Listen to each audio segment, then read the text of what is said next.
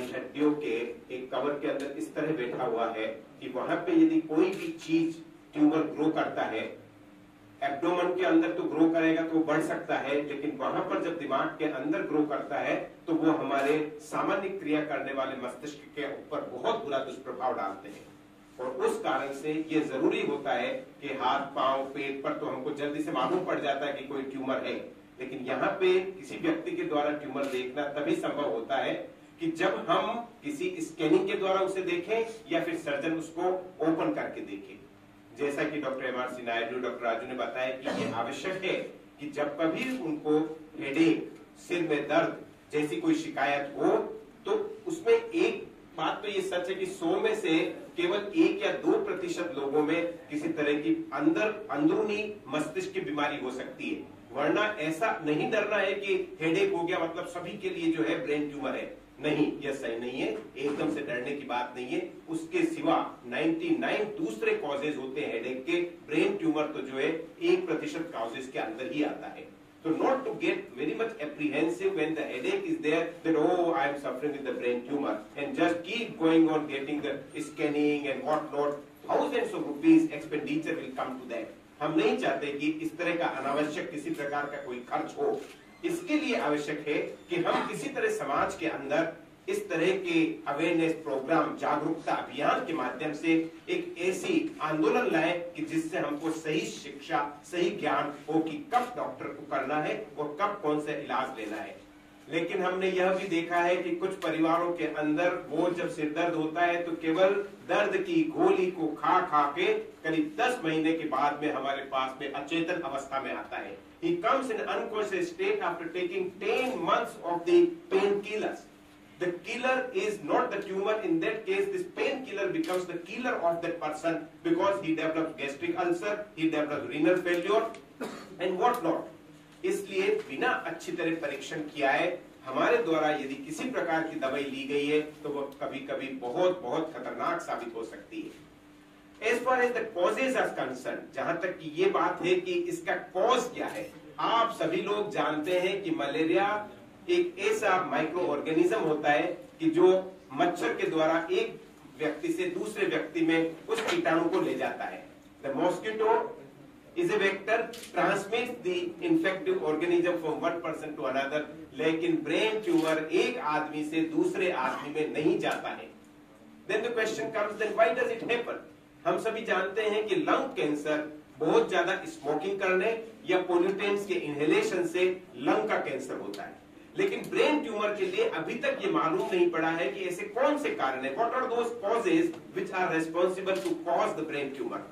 लेकिन हाँ, यह अवश्य मालूम पड़ा है कि जेनेटिक कुछ कॉजेज हैं कि जीन्स, वंशानुगत हेरिडिटरी कॉजेज के द्वारा हमारे एक व्यक्ति से दूसरे व्यक्ति में, जनरेशन में ये ब्रेन ट्यूमर आ सकते हैं।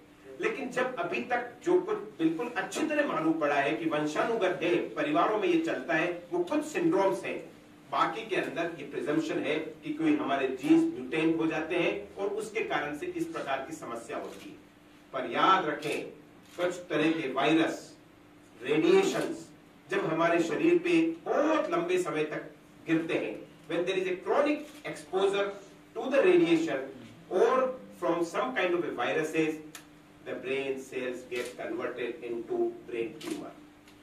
तो कहने का तात्पर्य ये कि बहुत कुछ हम किसी प्रकार से इसको रोक सकें, प्रिवेंट कर सकें, उसके कॉजेज ब्रेन ट्यूमर के लिए बहुत कम है। लंग कैंसर या ब्रेस्ट कैंसर के लिए तो उसकी बहुत सारी चीजें जिससे उसको प्रिवेंट किया जा सकता है। तो फिर अवेयरनेस किस बात की लेके आए? अवेयरनेस लानी है कि हम कैसे इसको जल्दी से जल्दी अर्ली डायग्नोसिस कर सके, इसका निदान हम बहुत जल्दी शुरुआत में कर सके। तो जैसा कि हमारे सहयोगियों ने बताया है आपको कि उसमें हम इसको डेफिनेटली क्योर दे सकते हैं।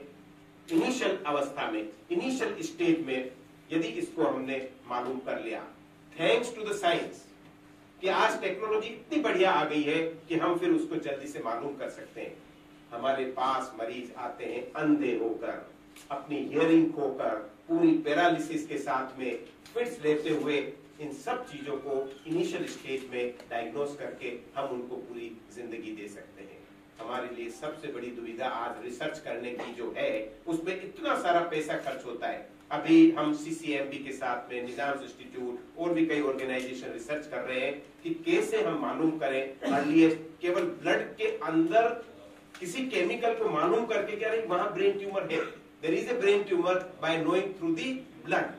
So that kind of research as it becomes more easy to diagnose that what is the initial stage of a brain tumor. तो हमारा ये अभियान यदि चलेगा तो ये है कि किस प्रकार से हम अर्ली डायग्नोसिस कर सकें, हमारे भाई बहन माता पिता किसी तरह की पैरालिसिस, अंधेपन या सुन नहीं पाना या साइकेट्रिक डिस्टर्बेंस के साथ में आए, और उन लोगों को कहीं पे साइकेट्रिक के लिए इलेक्ट्रोकन्वल्सिव थेरेपी न दी जाए, नहीं तो वह उनके मौत का कारण बन जाती है. So let's see by the help of the media किस प्रकार से हम बहुत अच्छी अवेयरनेस लेके आएंगे. और बच्चों के अंदर भी हर 5वां कैंसर बच्चों में ब्रेन ट्यूमर का है, बाकी के और कई कैंसर है, लेकिन ये एक बहुत बड़ा किलर है. और यदि वो पैरालिसिस में रह गए, आंखों की रोशनी नहीं रही, यदि उनकी कॉग्निटिव चीज सही नहीं रही, तो आगे जाके ये बच्चे हमारे समाज के लिए एक बर्डन ही बन जाएंगे. हमारे लिए रिहेबिलिटेशन में उनको बहुत कुछ करना पड़ेगा, पैसा खर्च करना पड़ेगा. Initial diagnosis can prevent all those future expenditures, जिसको कि हम सुधार के उसके अच्छा जीवन उन्हें दे सकते हैं. If you have any question